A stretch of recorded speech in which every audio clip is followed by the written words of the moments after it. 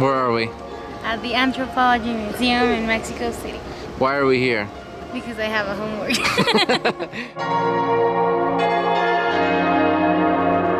So now we're inside the museum, and all around, so like follow me real quick, look, turn. This whole museum is full of Mexican anthropological history.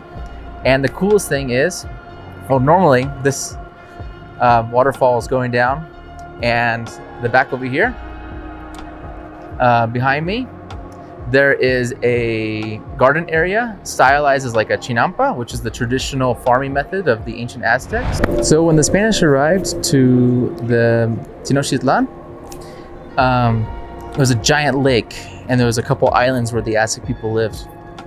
And if you can come closer, they had these farmlands, the Aztecs did, around the lake called chinampas. And they called them chinampas because they're like floating islands. And what they did was they had three primary foods. They had corn, they had squash, and they had beans.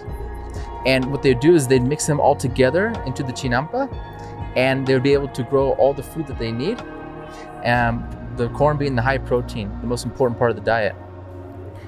Also in the lake, they had different types of fish where they would get more protein as well. The plants, the roots are going into the water system. So the great thing about the chinampa was it didn't require any irrigation because it was self-irrigating. They were able to grow a bunch of food in Tenochtitlan, and that's why it was able to support so many thousands and thousands of people. So the first section we're going to go into is about the Maya, and let's go.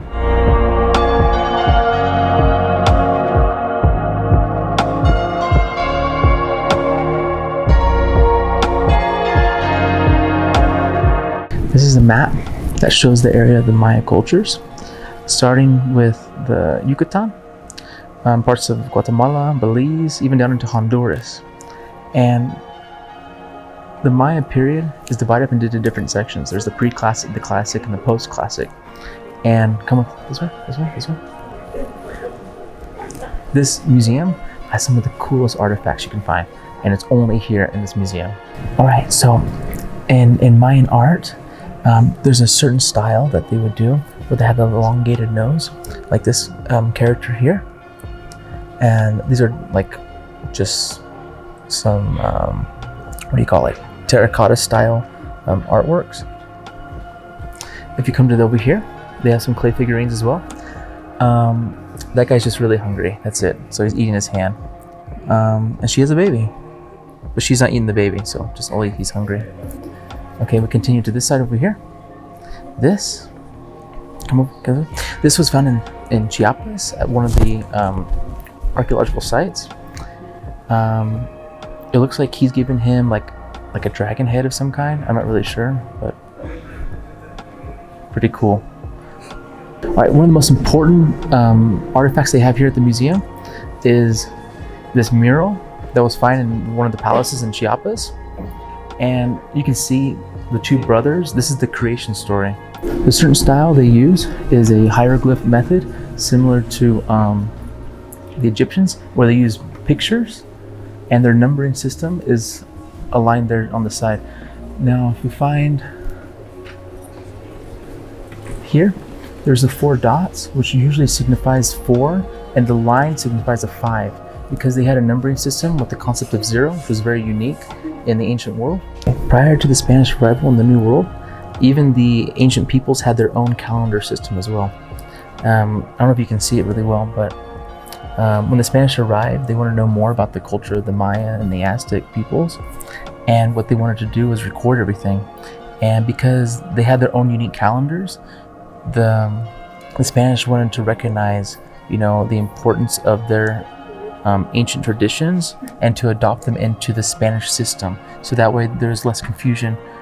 This is the first documentation of the ancient people, and without these there'd be a lot less information today of what we know.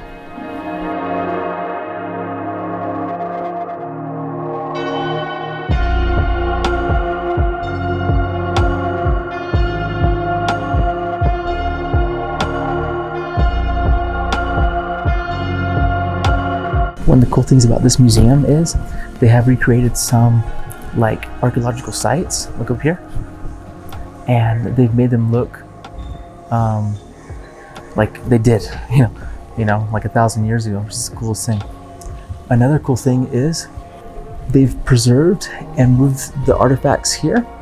So in ancient traditions, in the tombs and in just buildings and structures, they would have these things called like a stela.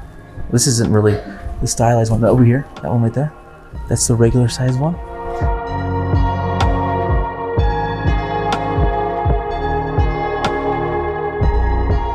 And the great thing is, you get to experience these ancient places that were found, thousands of miles away here in Mexico City.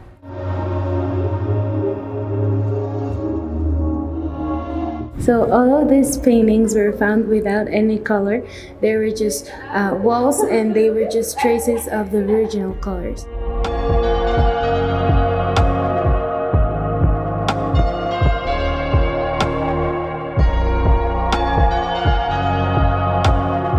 In ancient Mesoamerica, there was a game called Oyama, and it was very popular among the Aztecs and the Mayan people. In fact, the ball game was popular as far north as like Utah, Colorado, as far south as Panama, and even they have found ball courts in Puerto Rico, in the Caribbean. And what they would do is, the traditional style here in Mexico was using the hips to get this ball, or this style of ball, into the ring. And the rings would be found up on the side of the walls, some very high, some very low. And these balls were made from a tree, or sometimes stone, but traditionally rubber. And what makes them interesting is that there are very few actually found today, because the rubber is an organic material that breaks down very easily. So now we're in probably the most famous room of the entire Anthropology Museum, and that's the room of the ancient Aztec people. They're from a cultural group called the Mexica. The Mexica that lived here in Tenochtitlan were known as the Nahua, and they spoke a language called Nahuatl or Nahuatl, according to the English speakers. And what's really great about this room is they have everything. Because the Spanish arrived during the height of the Aztec Empire, almost everything is preserved, which is really great because these artifacts have a cultural history that go back 500 years for the people themselves and thousands of years for the culture itself.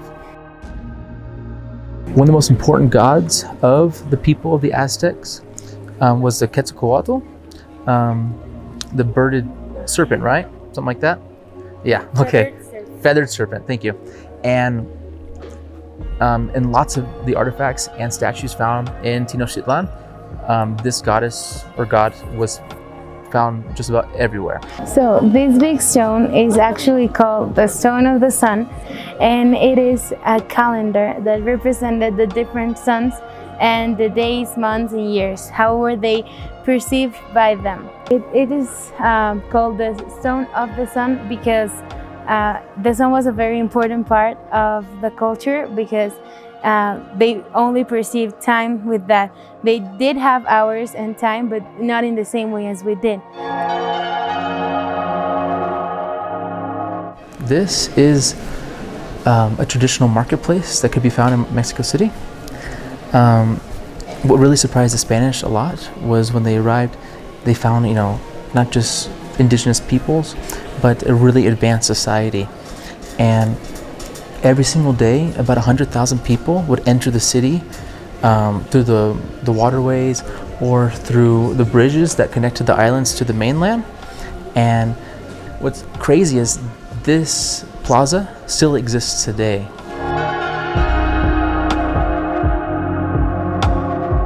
So behind this construction thing, whatever it's called, scaffold, is a map of the ancient city and what it looked like. And Sophie was just telling me that if you look at the main avenues, they always lead to the main area, to the most important areas, whether it's culturally, religiously, or even the government itself too. And the cool thing about this museum is they've built a reproduction of what the city looks like.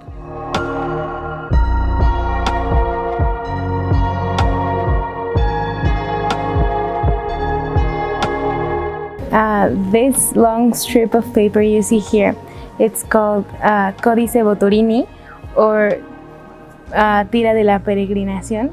I don't really know how to translate it, but it basically talks about how the Mexicas migrated from Aztlan, which was their like home city, and basing themselves of the myth of the eagle on top of a cactus. They walked and walked and walked, and how did they actually get to this island where they found the sign, which was that, and they started building Tenochtitlan.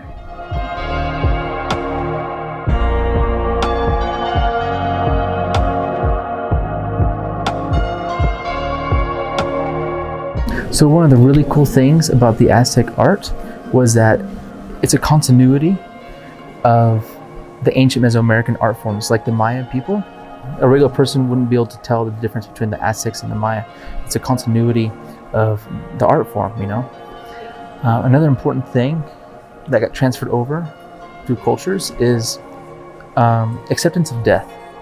And it's very common in Aztec culture, like skulls in their art.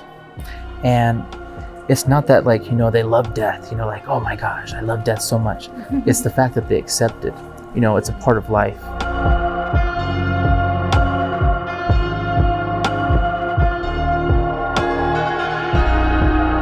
There were two large empires in the Western Hemisphere before the Spanish arrival. That was the Aztec and the Inca.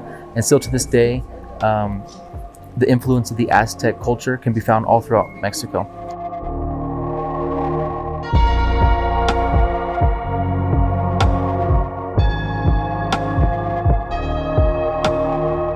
The last part of the museum that we're going to look at is a scale model of Teotihuacan.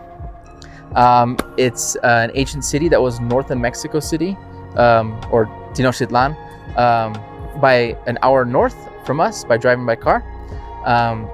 Interesting thing you need to note is that the culture that existed here was separate from the culture that of Tenochtitlan, and by even the time period is different. So when the Aztecs had